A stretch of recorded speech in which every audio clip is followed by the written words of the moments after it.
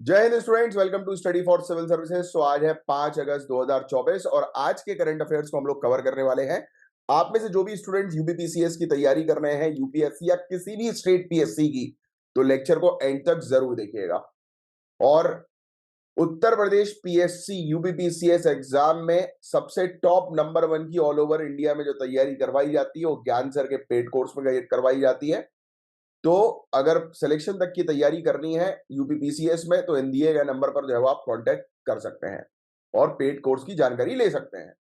Plus इसके अलावा only current affairs नाम से, स्टडी फॉर सिविल सर्विसेज नाम से हमारे टेलीग्राम के चैनल है, उसको फटाक से ज्वाइन कर लो। और इंस्टाग्राम का पेज है, उसको भी फॉलो कर लो। वहां पर आपको एग्जामिनेशन से रिलेटेड बहुत सारे अपडेट्स जो है वो आपको मिल जाएंगे। और ये सब टॉपिक्स हैं आज के, जिनको एक एक करके डिटेल में डिस्कस करेंगे। काफी इंपॉर्टेंट टॉपिक है। देखो, एक सोशल जस्टिस से रिलेटेड है, सामाजिक न्याय से रिलेटेड एक टॉपिक है। एक टॉपिक हम लोग को लैंडस्लाइड्स, आपको पता ही है यार, बहुत बुरी स्थिति चल रही है आज की डेट में।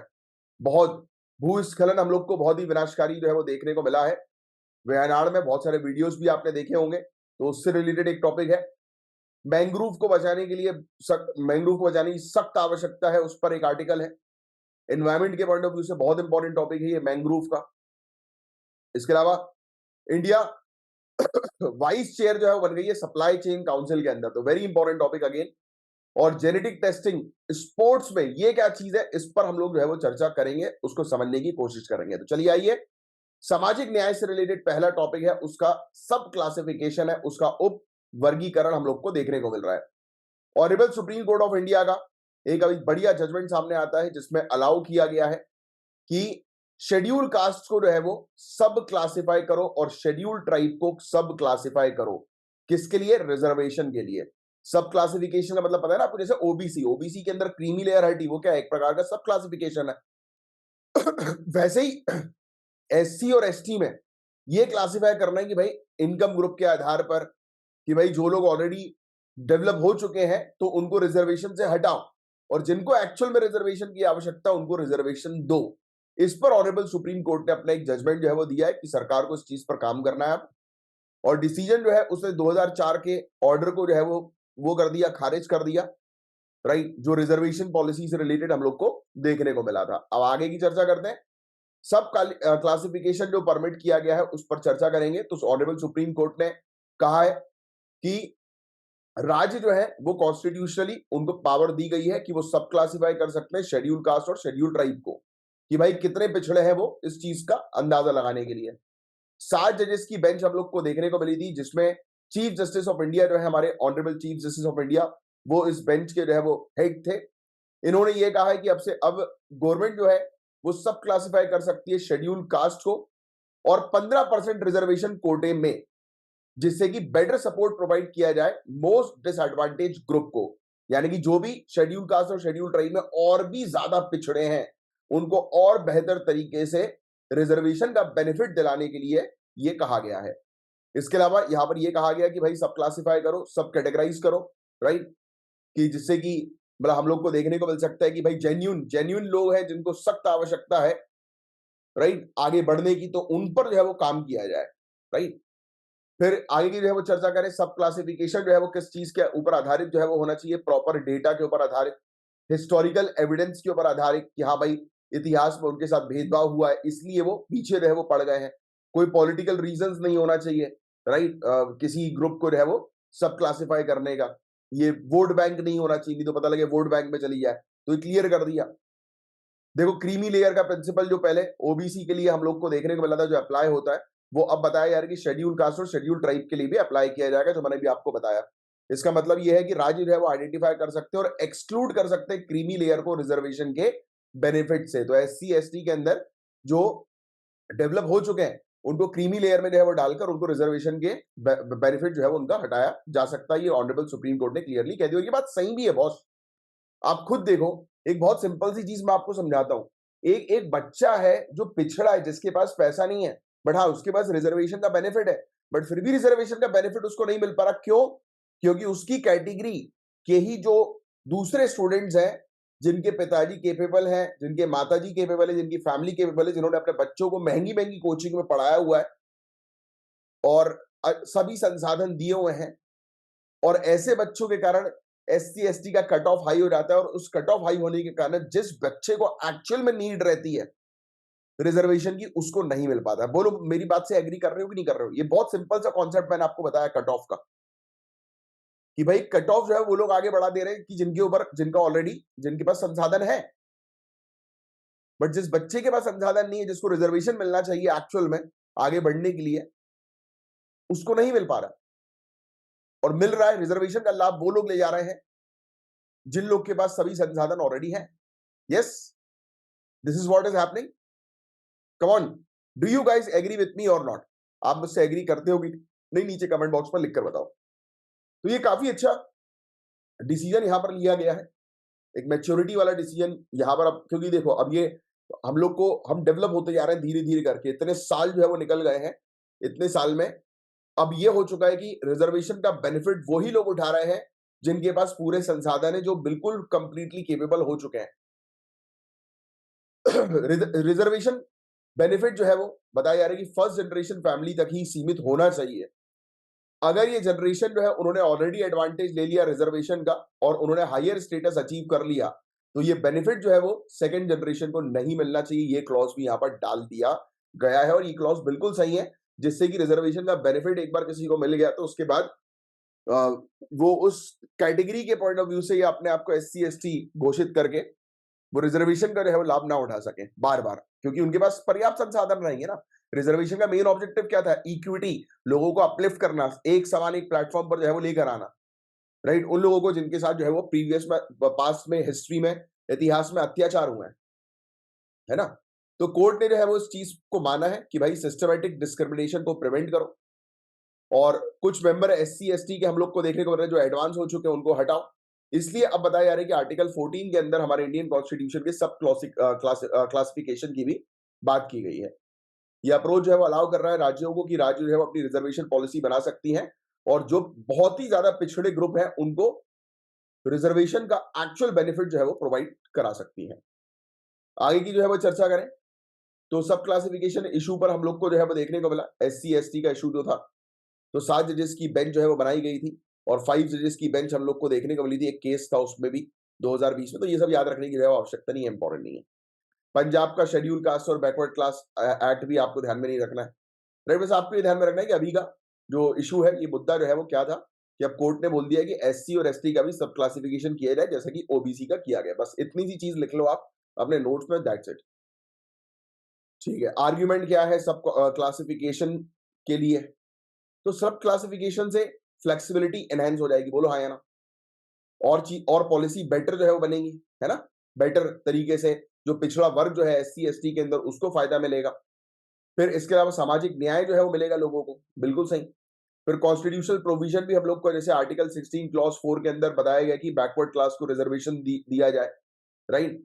और आर्टिकल 15 क्लास 4 के अंदर राज्य जो है वो एक स्पेशल अरेंजमेंट क्रिएट करें जिससे कि प्रमोशन जो है वो मिल सके उन लोगों को जो सोशली और educationally backward class of society से बिलोंग करते हैं, जैसे कि SC ST। आर्टिकल 342A भी सपोर्ट करता है कि राज्य जो है वो अपनी खुद की इकोनॉमिकली बैकवर्ड क्लास जो है, सोशली और इकोनॉमिकली बैकवर्ड क्लास, जो सामाजिक और आर्थिक रूप से जो कमजोर वर्ग जो है एक राज्य के अंदर, तो उसके लिए वो रिजर्वेशन पॉलिसी जो है वो राज्य बना सकती है। तो ये सब चीजें इसके अंदर मेंशन है। फिर अब सब क्लासिफिकेशन के अगेंस्ट जो चीजें कही जा रही है, तो आलोचनाएं भी सामने ये नजर आ रही है कि सब क्लासिफिकेशन के चलते जो यूनिफॉर्म स्टेटस है SC ST का, वो खत्म हो जाएगा, राइट? फिर इसके अलावा हम लोग को देखने को मिल रहा है कि सब क्लासिफिकेशन के साथ साथ और भी डिवीजन हम लोग को SC कम्युनिटी के अंदर ही देखने को मिलेगा और असमानताएं जो है वो बढ़ना शुरू हो जाएंगी, लोग एक दूसरे से और दूर होंगे और भेदभाव वाली भावना जो है वो उत्पन्न होगी। फिर इसके अलावा ऑनरेबल सुप्रीम कोर्ट के जजमेंट से क्या फायदा होगा, इसका क्या महत्व हम लोग को देखने को मिल रहा है? तो सुप्रीम कोर्ट का जजमेंट का डिसीजन है, उसने EV चिन्नम्मा के ऑर्डर को जो है वो रिवर्स जो है वो कर दिया है, जिसने पहले ये कहा था कि SC और ST जो है वो होमोजीनियस है, मतलब कि ये एक ऐसा ग्रुप जो हम लोग को देखने को मिलता है जिसका आप सब डिवीजन नहीं करोगे। तो ये EV चिन्नम्मा का एक केस था जिसमें कोर्ट ने ये पहले कहा था और इसी चीज को जो है वो पलट दिया कोर्ट ने और ये कहा कि अब इसका सब क्लासिफिकेशन जो है वो करना है, और इसका सब क्लासिफिकेशन करोगे तो ना आर्टिकल 341 ना आर्टिकल 14 का उल्लंघन होगा। फिर इसके अलावा यहां पर यह भी कहा जा रहा है कि काफी सारी राज्य के जो कानून हम लोग को देखने को मिल रहे हैं जिनको पहले रद्द कर दिया गया था, जैसे कि पंजाब के अंदर, तमिलनाडु के अंदर जो अलाउ कर रहे थे कि सब कैटेगराइज करना है schedule caste schedule tribe group को, तो अब वो भी ऐसे कानून को जो है वो कंटिन्यू कर सकते हैं। पंजाब गवर्नमेंट का 1975 का नोटिफिकेशन था जिसने डिवाइड किया था शेड्यूल कास्ट रिजर्वेशन को वाल्मीकिस, महजबी, सिख में, राइट, इन कैटेगरीज के लिए।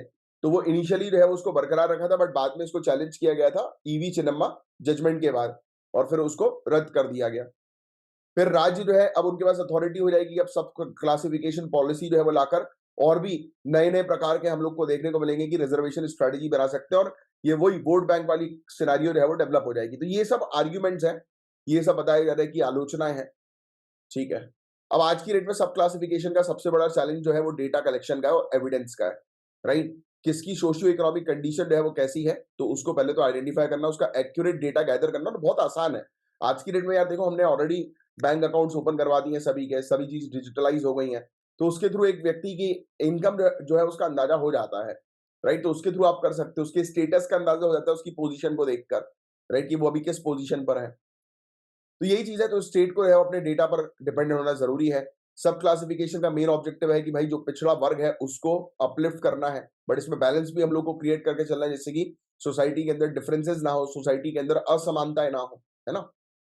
फिर इसके अलावा वही पॉलिटिकल रेजिस्टेंस हम लोग को देखने को मिलेगा कई बार, जैसे कि आज की डेट में रिजर्वेशन सिस्टम को जो है वो कोई भी बंद करना नहीं चाहता, स्पेशली पॉलिटिक्स के अंदर, right, because they know it very well कि ये तो वोट बैंक है, राइट, और सब क्लासिफिकेशन इस चीज को और बढ़ावा दे देगा रिजर्वेशन को। एडमिनिस्ट्रेशन के ऊपर बर्डन पड़ जाएगा सब कैटेगरी क्रिएट करने से, जो प्रशासन है उसको जो है वो और मतलब अलग अलग तरीके से जो है वो चेक करना पड़ेगा, मॉनिटर करना पड़ेगा, तो वो सब चीजें बर्डन जो है वो काफी ज्यादा बढ़ जाएगा। तो ये चीज हम लोग को नजर आ रही है, देखने को मिल रही है। फिर आगे चल के जो है वो क्या किया जाए, तो देखो ये चीज ध्यान में रखना जरूरी है कि पास्ट में लोगों के साथ जो है वो भेदभाव हुआ है, राइट, असमानता लोगों ने फेस किया है। तो इस चीज को ध्यान में रखते हुए ये चीज जो है वो करना जरूरी है। सब क्लासिफाई अब धीरे धीरे करके एलिमिनेट कर रहे हैं हम लोग, ये सब क्लासिफिकेशन ऑनरेबल सुप्रीम कोर्ट का डिसीजन है, मुझे बहुत अच्छा लगा कि रिजर्वेशन को अब धीरे धीरे करके एलिमिनेट किया जा रहा है, जैसे ओबीसी के अंदर हो गया, ठीक है। और अपकमिंग सेंसस में ये डेटा जो है एससी एसटी का वो गैदर किया जाएगा, इवन इसके सब ग्रुप भी जो है वो स्पेसिफाई किए जाएंगे। एक क्लियर क्राइटेरिया हम लोग को जो है वो डिफाइन करना है सब क्लासिफिकेशन का, अभी तक वो क्लियर क्राइटेरिया डिफाइन नहीं है, उससे रिलेटेड अभी कमेटी बैठ जाएगी जो रही डिफाइन करेगी पूरी चीजें, बस। और फिर हम लोग को पॉलिसीज मॉनिटर करना है, एडजस्ट करना है, फिर जैसे जैसे कि लोग जो है वो अपलिफ्ट होते जा रहे हैं उनको रिजर्वेशन के बेनिफिट से जो है वो हटाते चलना है। तो ये चीजें हैं। तो ये था गाइस पूरा ओवरऑल टॉपिक, मैं उम्मीद करता हूँ ये पूरी चीज आपको अच्छे समझ में आई होगी। अब नेक्स्ट टॉपिक की तरफ आगे बढ़े, तो यार आपको ऑलरेडी पता है कि कितनी बुरी स्थिति हम लोग को वयनाड क्षेत्र में केरला के अंदर जो है वो देखने को मिली है, राइट। आप लोग जानते ही हैं बहुत बुरी स्थिति हुई है, इतने सारे वीडियोस है वो सामने आ रहे हैं, इतने सारे लोगों की जान जा रही है, प्रॉपर्टी डैमेज हो गई है, और दोबारा से 2018 का जो बाढ़ का इंसिडेंट था केरल का, वो बिल्कुल आंखों के सामने और भी बुरे इफेक्ट में जो है वो नजर आ रहा है। और ये पहली भविष्यवाणी जो है वो कर दी गई थी स्टार्टिंग में कि भाई जलवायु परिवर्तन के कारण, क्लाइमेट चेंज के कारण स्थिति और भी खराब होगी, और वो देखने को मिल ही रही है। अब सिर्फ जलवायु परिवर्तन ही एक वजह नहीं है, इम्प्रॉपर प्लानिंग भी एक वजह है कि आपने प्लानिंग जो है वो प्रॉपर तरीके से नहीं करी इंफ्रास्ट्रक्चर की, इसी का भुगतान जो है वो भरना पड़ रहा है। हर जगह देख लो यार, अब हर जगह देख लो स्थिति बहुत खराब है। मैं खुद भोपाल मध्य प्रदेश में रहता हूँ, यहाँ पर स्थिति इतनी वाहियात हो गई है अभी बीच में, मतलब अभी कंटिन्यूस 3-4 दिन तक तो पानी गिरा था, आज सुबह से थोड़ा पानी गिरना जो है वो कम हुआ है, राइट। अभी भी बूंदाबांदी टाइप की हो ही रही है, बट 3-4 दिन से कंटिन्यू था पानी, तो बहुत स्थिति खराब। 140 mm से भी ज्यादा रेन रिकॉर्ड की गई वयनाड के अंदर 24 घंटों में, राइट। तो ये एक्सपेक्टेशन से काफी ज्यादा हम लोग को देखने को मिली थी। और अब आपको बता दें लैंडस्लाइड्स के बारे में, तो लैंडस्लाइड्स के बारे में मुझे आप लोग को समझाने की जरूरत नहीं है, भूस्खलन इसको हिंदी में जो है वो कहा जाता है कि क्या होती है, राइट। लैंडस्लाइड जो है वो नेचुरल भी हो सकती है, मैनमेड भी हो सकती है। भैया मैनमेड कैसे होगी लैंडस्लाइड, मुझे नीचे कमेंट बॉक्स पर लिखकर बताओ।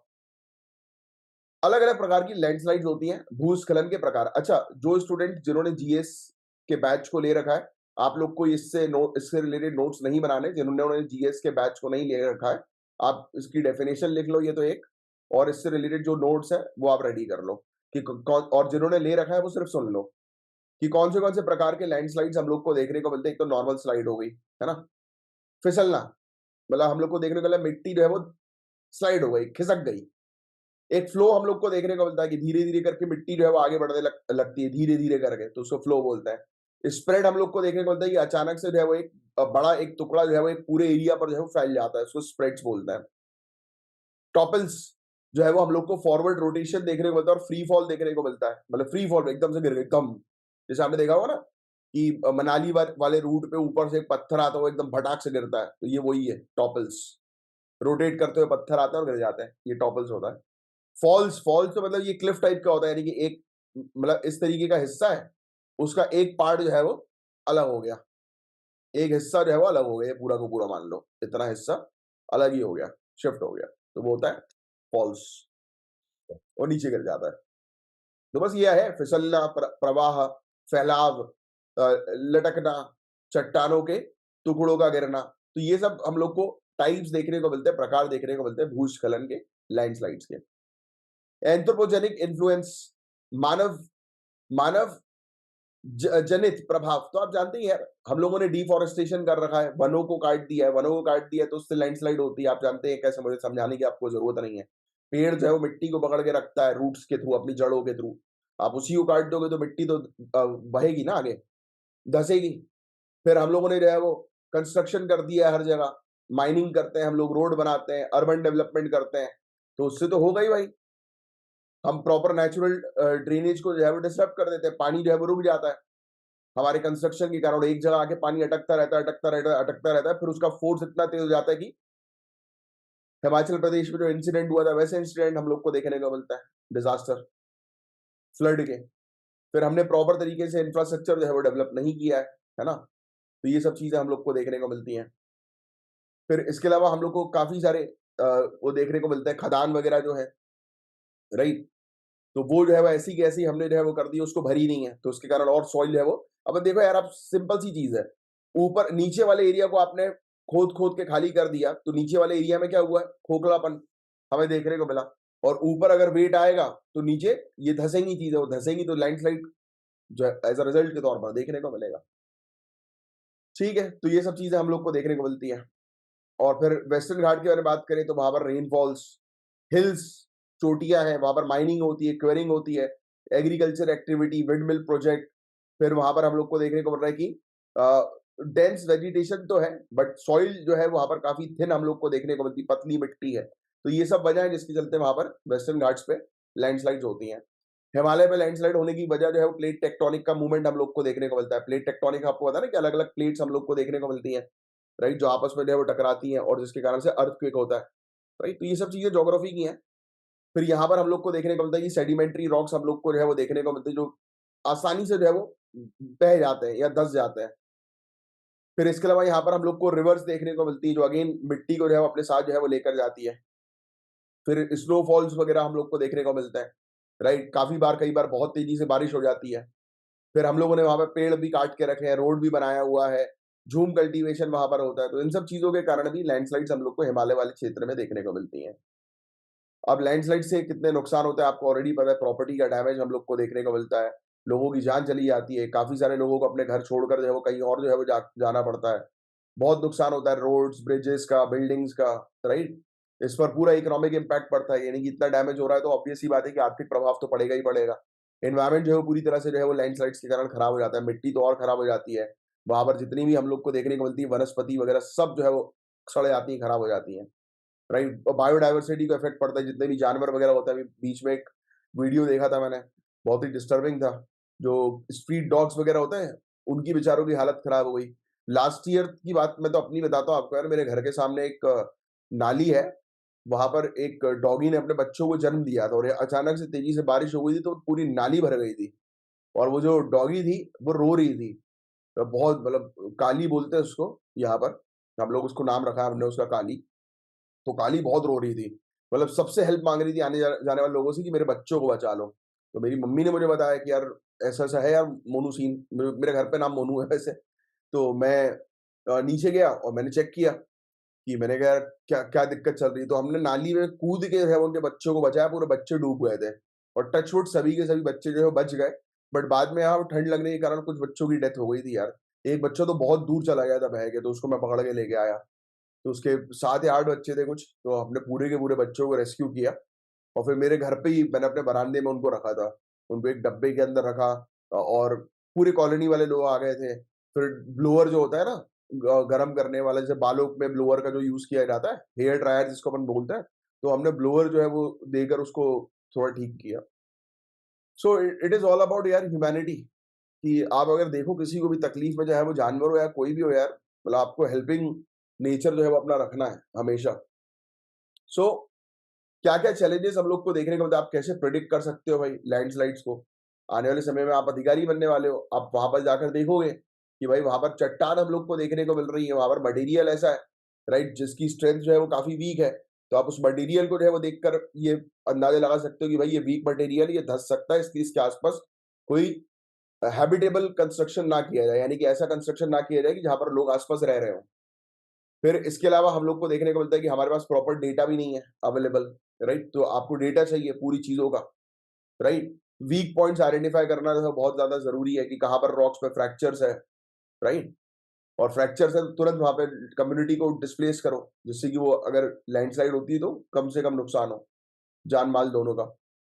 फिर इसके अलावा साइज़ जो है वो एस्टिमेट करो, रन आउट एस्टिमेट करो कि कितने डिस्टेंस तक जो ये लैंडस्लाइड जो है वो हो सकती है, कितने डिस्टेंस तक फैलेगी।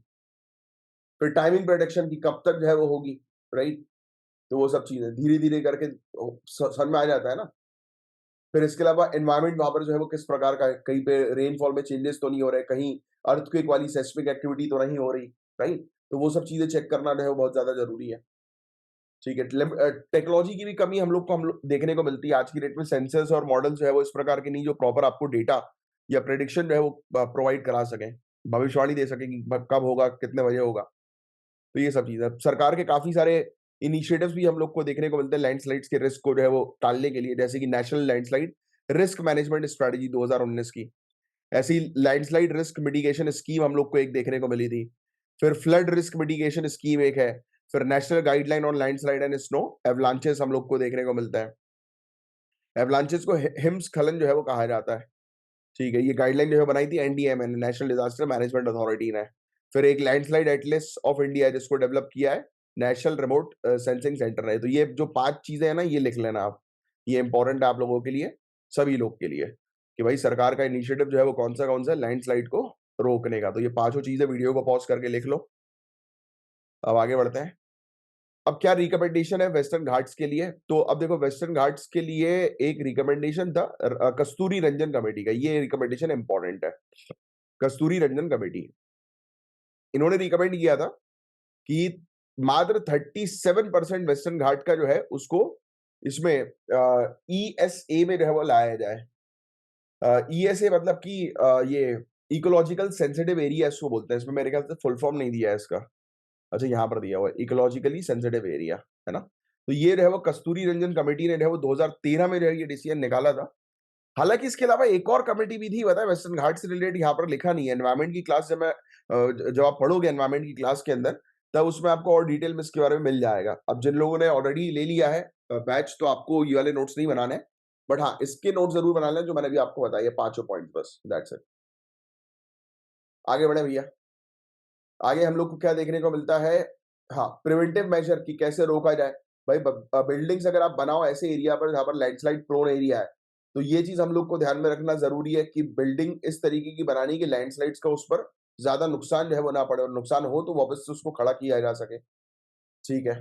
हम लोग को टेक्नोलॉजी जो है वो लेकर आनी है मॉनिटरिंग के लिए, बेटर मॉनिटरिंग के लिए, राइट? कि कहीं पर भी लैंडस्लाइड हो रही है तो तुरंत जो है वो नोटिफिकेशन आ जाए, राइट? और तुरंत अथॉरिटीज़ फिर डिज़ास्टर मैनेजमेंट का काम करना जो है वो शुरू कर दें। इंटीग्रेटेड अर्ली वार्निंग सिस्टम, वही सेम चीज़ कि अर्ली वार्निंग सिस्टम हम लोग को लेकर आना है। इसमें हम लोग आर्टिफिशियल इंटेलिजेंस का उपयोग कर सकते हैं, मशीन लर्निंग एल्गोरिदम का उपयोग कर सकते हैं प्रेडिक्ट करने के लिए, कम्युनिटीज़ को अलर्ट करने के लिए। ठीक है। रिकॉग्नाइज़ करो उस क्षेत्र में जो वैल्यूएबल नेचुरल रिसोर्सेज हैं सस्टेनेबल डेवलपमेंट के, और यूटिलाइज़ करो प्रॉपर तरीके से, इफेक्टिव तरीके से वहाँ के संसाधन को। ठीक है, बस और कुछ नहीं है इसके अंदर। बिल्डिंग कोड्स वगैरह डेवलप करो, मैप्स, टाउन्स, और बताया जा रहा है लोड बियरिंग कैपेसिटी, कई बार किसी जगह पर किसी मिट्टी पर आप भाई एक लिमिट से ज्यादा लोड नहीं ले सकते हो। वहां पर आप बहुत हैवी बिल्डिंग्स अगर बनाओगे और ज्यादा मात्रा में बनाओगे, और इवन पॉपुलेशन भी जब किसी क्षेत्र में ज्यादा हो जाती है, तो भी वहां की मिट्टी जो है वो धंसने लगती है, क्योंकि लोड पड़ता है ना यार, तो इसलिए ये लोड बियरिंग कैपेसिटी वही है जिसकी यहाँ पर बात हो रही है। तो प्रॉपर उस कैपेसिटी के अकॉर्डिंग वहां पर डेवलपमेंट करो।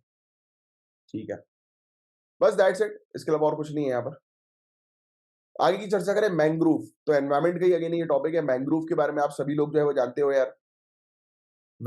सुंदरबंस वाला एरिया, वेस्टर्न घाट्स वाला एरिया, वहां पर हम सॉरी वेस्ट बंगाल वाला एरिया, वहां पर हम लोग को मैंग्रोव जो है वो देखने को मिलता है सबसे ज्यादा।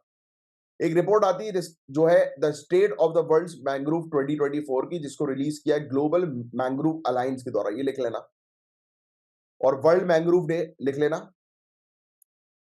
कब मनाया जाता है? 26 जुलाई को। तो 26 जुलाई को विश्व मैंग्रोव दिवस मनाया जाता है, लिख लेना ये। और उसी उसी समय ये रिपोर्ट आई है, रिपोर्ट का नाम भी लिख लेना, किसने रिपोर्ट जारी करी वो भी लिख लेना। आगे चर्चा करें तो रिपोर्ट ने ये बोला कि भाई मैंग्रोव को हम लोग को बचाने की सख्त आवश्यकता है, राइट? क्योंकि पूरे दुनिया भर में मैंग्रोव जो है वो होती जा रही है, खत्म होती जा रही है। अब वो उसका सबसे बड़ा कारण तो क्लाइमेट चेंज ही हम लोग को देखने को मिल रहा है गाइस, और लोग बचा भी नहीं रहे। लोगों को एफर्ट्स करना बहुत ज्यादा जरूरी है। अब देखो मैंग्रोव्स के बेनिफिट्स जो है वो क्या क्या है, ये लिख लो आप सभी लोग कि लेटेस्ट वर्ल्ड मैप जो डेवलप किया गया है ग्लोबल मैंग्रोव वॉच के द्वारा, इसने 6 फोल्ड इंप्रूवमेंट जो है बताया मैंग्रोव्स के मामले में। इसने 1,47,256 स्क्वायर किलोमीटर के एरिया जो है मैंग्रोव्स का, उसकी मैपिंग करी है। और इसके अंदर 6 नई टेरिटरीज ऐड हो गई हैं। साउथ ईस्ट एशिया के अंदर हम लोग को 1/3 दुनिया के मैंग्रोव्स जो है वो देखने को मिलते हैं, और इंडोनेशिया में 21% है। ये वाला पॉइंट लिख लेना। साउथ एशिया में पूरे दुनिया भर में जितने मैंग्रोव है उसका 1/3 है, और इंडोनेशिया में 21% हम लोग को मैंग्रोव्स देखने को मिलता है। और मैंग्रोव जो है कार्बन स्टोरेज के मामले में भी बहुत बढ़िया रहता है। ज्यादा मात्रा में कार्बन डाइऑक्साइड को जो है वो होल्ड करके रखते हैं, जिससे कि ये आज की डेट में जो स्थिति है ना, टेम्परेचर लेवल इंक्रीज होने की, क्लाइमेट चेंज की, कार्बन डाइऑक्साइड को जो एमिशन हो रहा है, उसमें मैंग्रोव्स का बहुत इंपॉर्टेंट रोल है। कुछ मैंग्रोव एरिया जैसे कि फिलीपींस की अगर हम बात करें, यहाँ पर हाइयर वैल्यू है, 650 टन पर हेक्टेयर के हिसाब से रही है इनटेक कर लेता है। कुछ कुछ एरिया में ऐसे मैंग्रोव्स है जिनकी क्वालिटी अच्छी है, बट आप एग्जैक्टली ये कितने टन ये कार्बन इनटेक करता है वो सब आपको लिखने की आवश्यकता नहीं है। आप बस इतना लिखो कि ये कार्बन स्टोरेज के मामले में जो है वो काफी बढ़िया है। मतलब क्लाइमेट चेंज की अगर बात करें कि कैसे ठीक कर रहे हैं, तो आप रिकमेंडेशन दे सकते हो कि मैंग्रोव्स को बचाओ, उसका कल्टीवेशन बढ़ाओ। फिर बायोडायवर्सिटी, अब देखो यार, इस क्षेत्र के अंदर बहुत सारे जीव जंतु जो है वो आपको मिल जाएंगे खाने के लिए। तो इस क्षेत्र में जैव विविधता तो ऑटोमेटिकली बहुत ज्यादा रहती है, क्योंकि ये एक प्रकार का इकोटोन वाला क्षेत्र है। इकोटोन क्या होता है नीचे कमेंट बॉक्स में लिख कर बताओ, अगर एनवायरमेंट पढ़ा है आपने तो इकोटोन के बारे में बताओ। तो एक छोटा सा मैं आपको हिंट देता हूँ, इकोटोन वहीं पर मिलेगा जहां पर जमीन और पानी हम लोग को देखने को मिलेगा, उसके बीच का एरिया इकोटोन। वेटलैंड्स आप कह सकते हो, आर्द्र भूमि जिसको हम लोग कहते हैं ना, वो है ये। यहाँ पर 5700 प्लांट्स और एनिमल की स्पीसीज हम लोग को देखने को मिलती है, अलग अलग प्रकार की, राइट? ठीक है। फिर फ्लड रिडक्शन, अब देखो आप फ्लड को रोकने के लिए भी मैंग्रोव्स लगवा सकते हो। ये वेस्ट बंगाल सरकार और ओडिशा सरकार ने इसका रिकमेंडेशन दिया था मैंग्रोव्स का कल्टीवेशन का, कि ज्यादा से ज्यादा मैंग्रोव्स जो है वो लगाए जाएं फ्लड को रोकने के लिए। साइक्लोन्स को भी रोकने का काम करता है ये, पता है आपको? ठीक है, साइक्लोन्स के लिए तो उन्होंने रिकमेंडेशन दिया था, ये ओडिशा सरकार ने। फूड सिक्योरिटी में भी काफी इंपॉर्टेंट है। लगभग 800 बिलियन यंग फिश, प्रॉन्स और भी काफी सारी ये जो प्रजातियां होती हैं फिशरीज के अंदर, तो वो यहाँ पर जो है वो पाई जाती हैं। और यहाँ पर अब देखो फूड सिक्योरिटी है, बट इसमें एक पॉइंट और लिख सकते हो आप इसके अंदर, लोगों का लाइवलीहुड, आजीविका, लोगों के आजीविका के लिए भी ये मैंग्रोव्स बहुत बढ़िया है।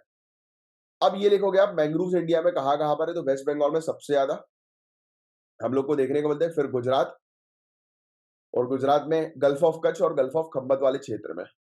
उसके अलावा भी और भी कुछ जगहों पर पाए जाते हैं, ओडिशा के बेल्ट पे भी हम लोग को देखने को मिल जाता है। ठीक है। क्रिटिकली एंडेंजर्ड और वल्नरेबल मैंग्रोव्स हम लोग को देखने को मिलते हैं, ये लिख लो।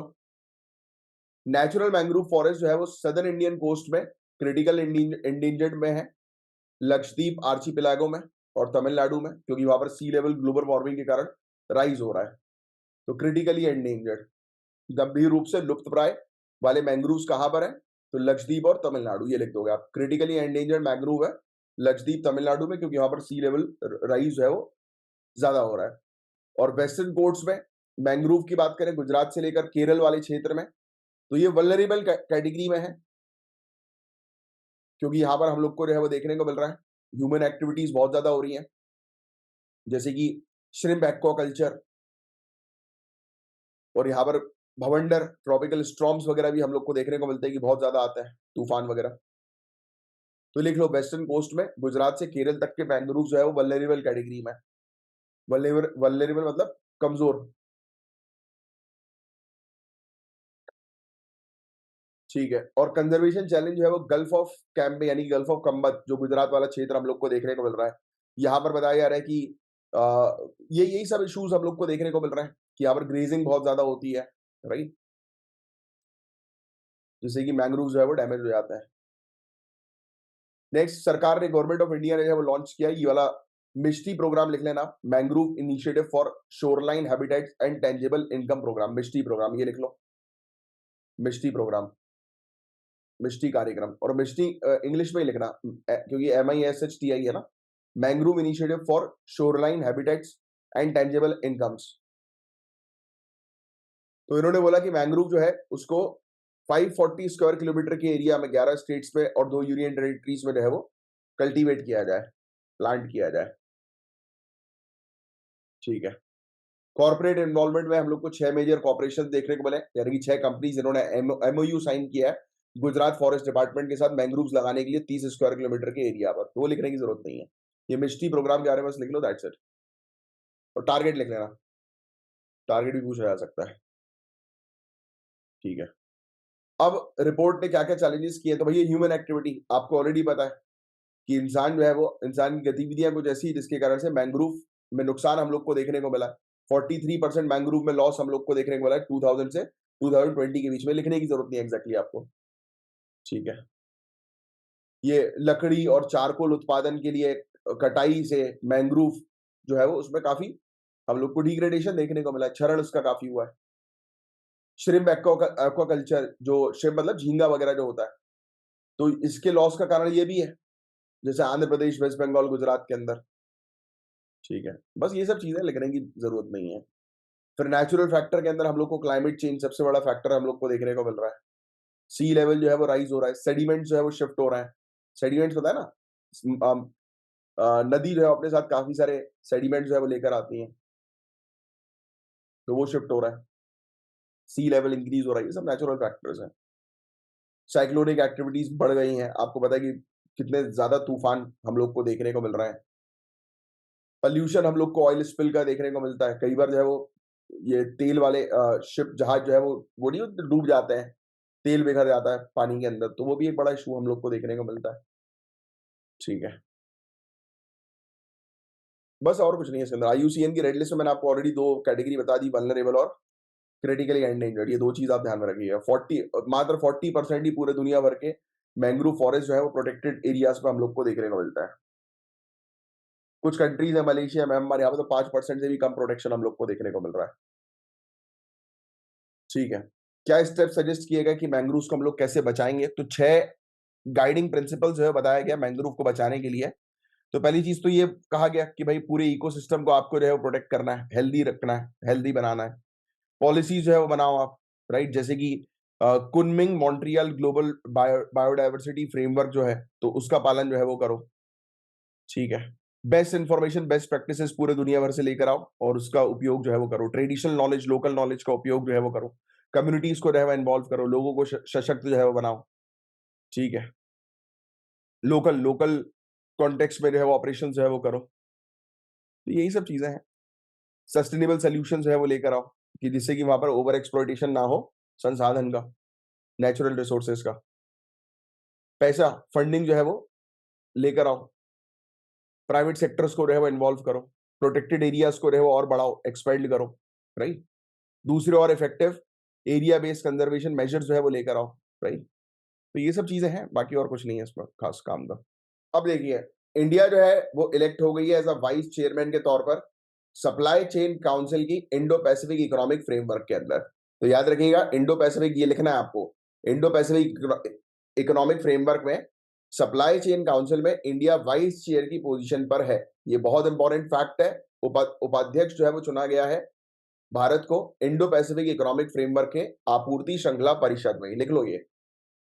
सो आईपीईएफ यानी कि इंडो पैसिफिक इकोनॉमिक फ्रेमवर्क जो है वो लॉन्च किया गया था कि भाई जो इंडो पैसिफिक वाला क्षेत्र जो है इसके 14 मेंबर्स हैं टोटल। तो इस क्षेत्र में जो है हम लोग को इकोनॉमिकली बेनिफिट करना है ना, आर्थिक रूप से मजबूत बनाना है इस पर्टिकुलर 14 कंट्रीज को, इस क्षेत्र को।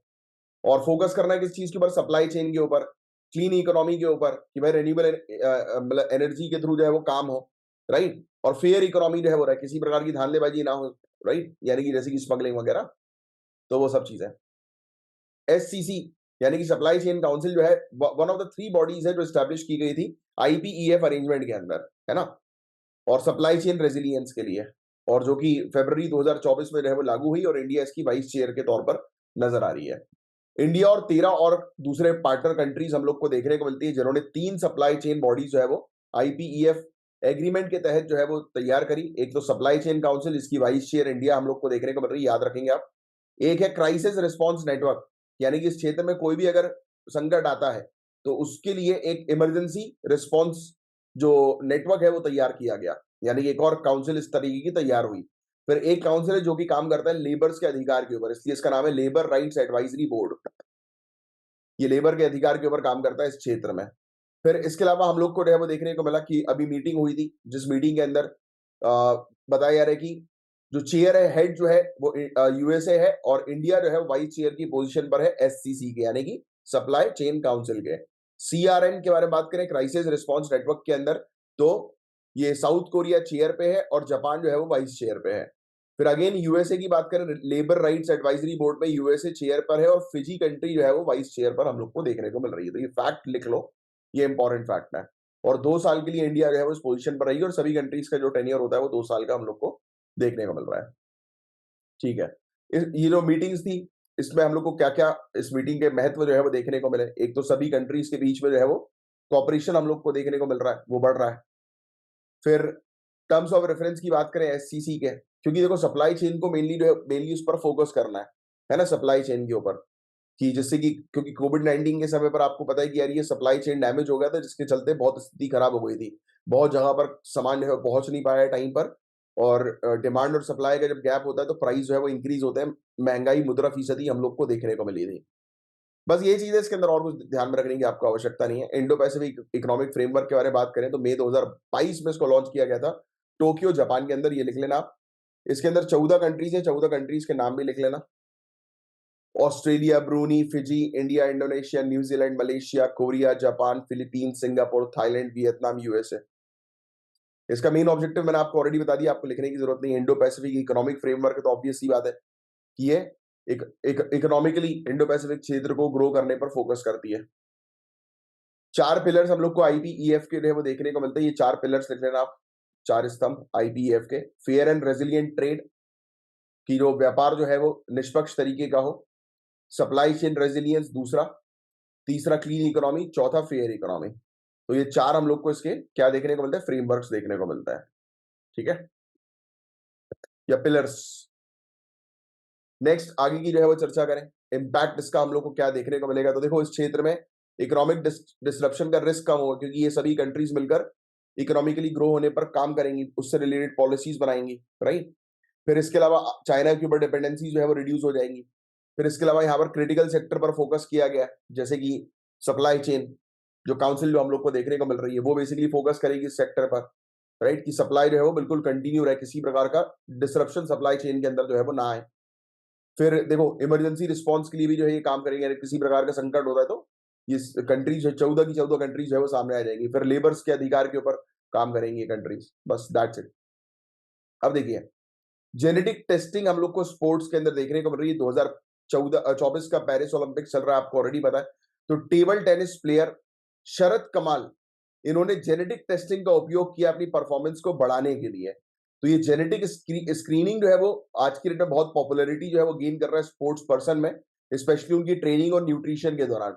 ये प्रैक्टिस जो है उसके कारण डिबेट्स भी हो गया कि भाई इस तरीके से अगर कोई प्लेयर जो है वो कर रहे हैं तो ये तो गलत है, यानी कि ये आप मतलब दूसरों के ऊपर एडवांटेज जो है वो ले रहे हो, यानी कि अपने आप को ज्यादा एडवांटेजियस जो है वो बना रहे हो, राइट। तो ये फेयर कंपटीशन जो है वो बिल्कुल भी नहीं होगा किसी प्रकार का।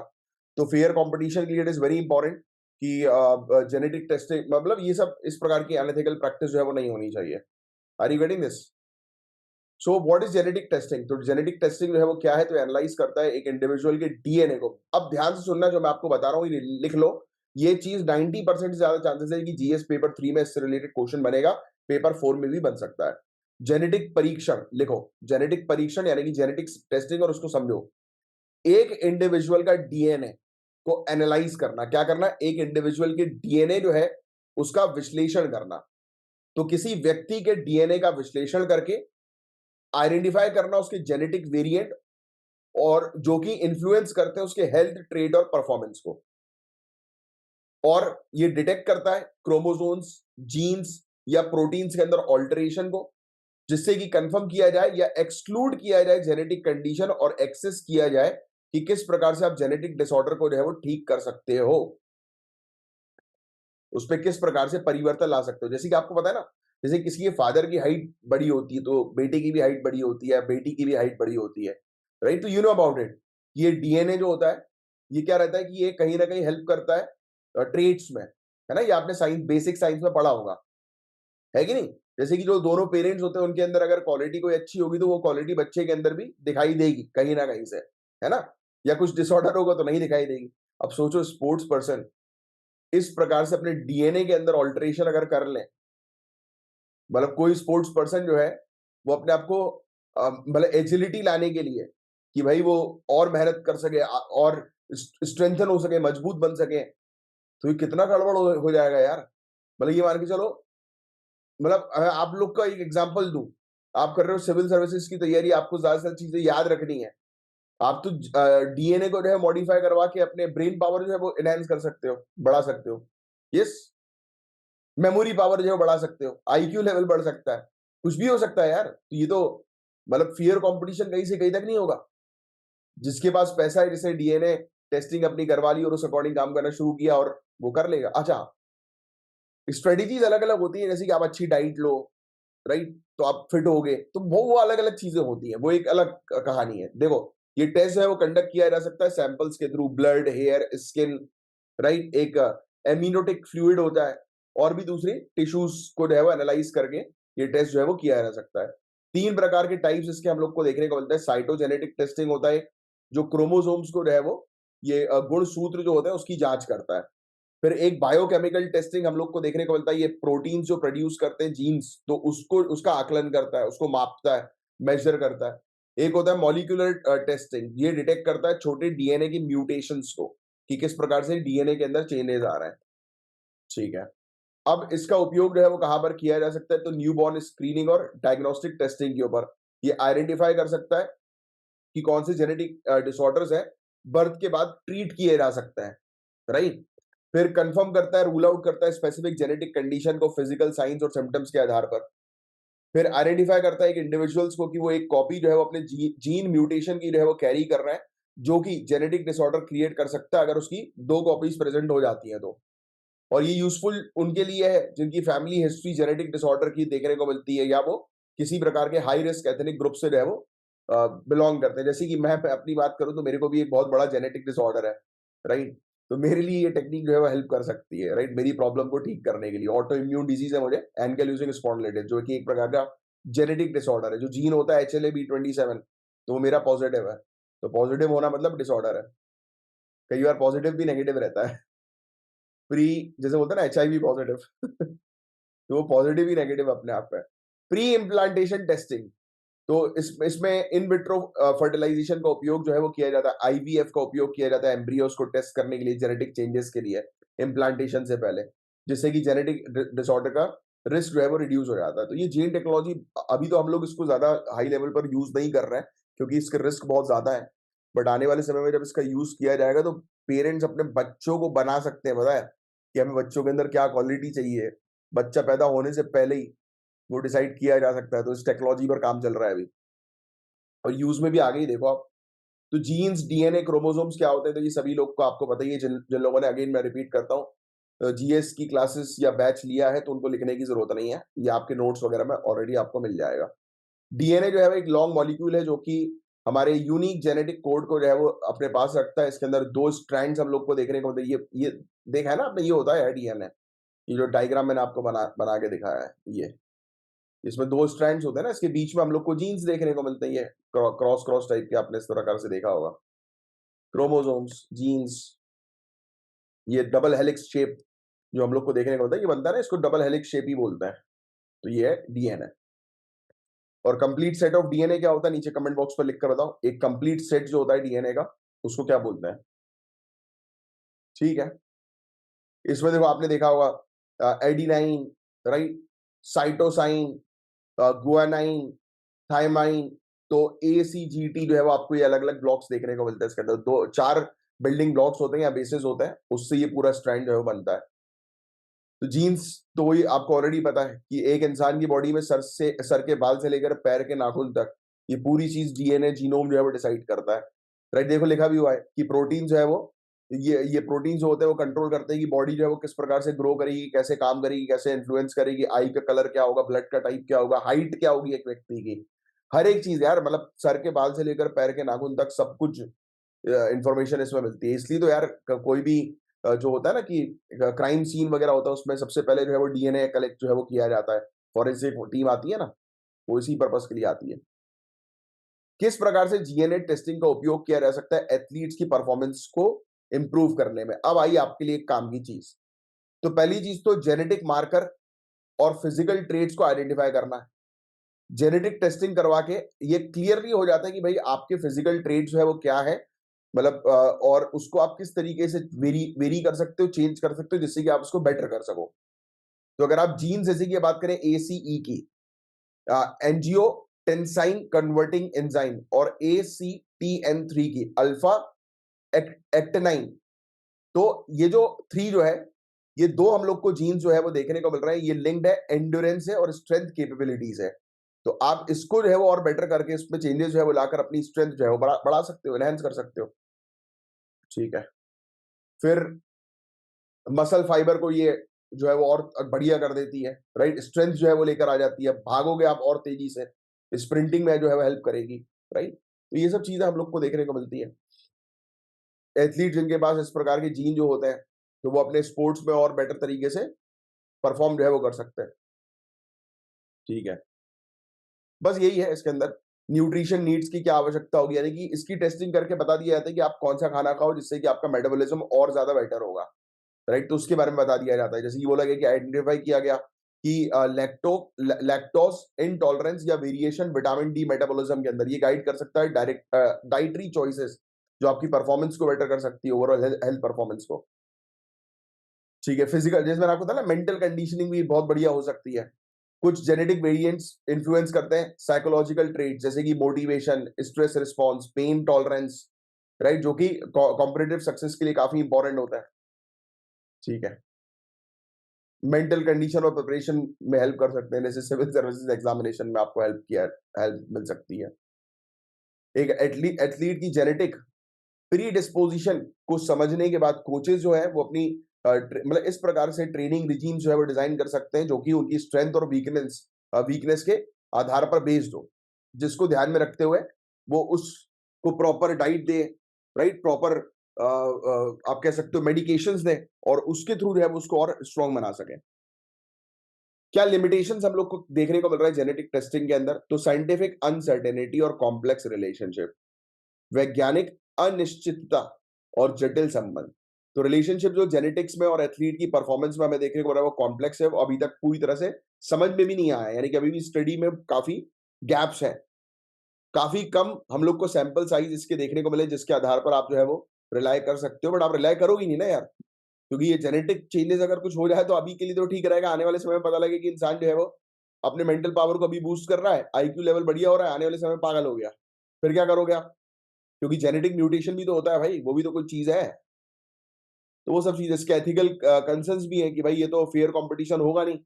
राइट, एक व्यक्ति जो है वो इन सब चीजों के आधार पर अपने आप को डिजाइन कर लेगा, और आने वाले समय तो यही सब होने वाला है यार, डिजाइन ह्यूमंस बनने वाले हैं। डेटा का मिस इंटरप्रिटेशन भी हो सकता है, अगर जेनेटिक डेटा जो है उसके अंदर कोई चेंजेस आ गए, वैसे ऑलरेडी कॉम्प्लेक्स है, हल्की सी भी एक गड़बड़ एक इंसान की लाइफ जो है वो खराब कर देगी। तो वो सब चीजें हैं। फिर हाँ, कमर्शियल एक्सप्लॉइटेशन, ये सब चीज़ों को बताकर, भ्रम फैलाकर लोगों से आसानी से पैसा लूटा जा सकता है। जैसे कि वो ब्लड बैंक नहीं, कौन-सा बैंक हम लोग को देखने को मिलता है?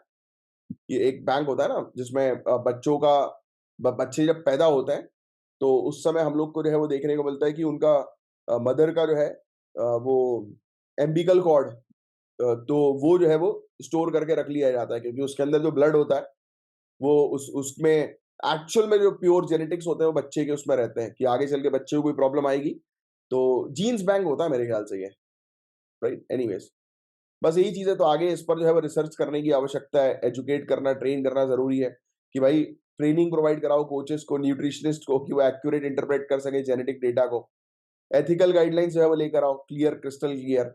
होलिस्टिक अप्रोच जो है वो रखो, एक बैलेंस्ड अप्रोच जो है वो रखो, राइट? ट्रेडिशनल ट्रेनिंग, न्यूट्रिशन और सभी चीज़ों का, राइट? कोलैबोरेट करो रेगुलेटरी बॉडीज़ के साथ, रिसर्च और डेवलपमेंट बॉडीज़ के साथ। पब्लिक अवेयरनेस कैंपेन जो है वो लेकर आओ, कि लोगों को समझाओ कि भाई ऐसी चीज़ों में बेवकूफ़ नहीं बनना है ना?